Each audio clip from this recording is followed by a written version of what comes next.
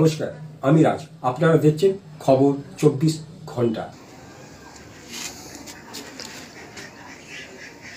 সমাজ কল্যাণের বার্তা নিয়ে হুগলি জেলার চুঁচুড়ার লাইব্রেরি রোড সার্বজনীন দুর্গোৎসব কমিটি এবছর সুবর্ণ জয়ন্তী বর্ষে পদার্পণ করেছে।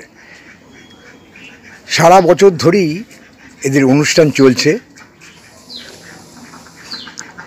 স্বাস্থ্য শিবির, চক্ষু পরীক্ষা শিবির, হুইল চেয়ার বিতরণ, বস্ত্র বিতরণ প্রভৃতি সেবামূলক কাজ করে জনগণের কাছে এই লাইব্রেরি রোড সার্বজনীন দুর্গোৎসব বিশেষভাবে কাছে টানার চেষ্টা করছে।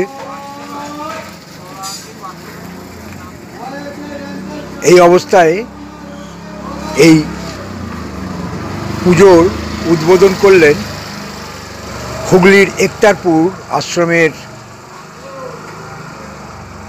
মহারাজ স্বামী সম্মানানন্দ।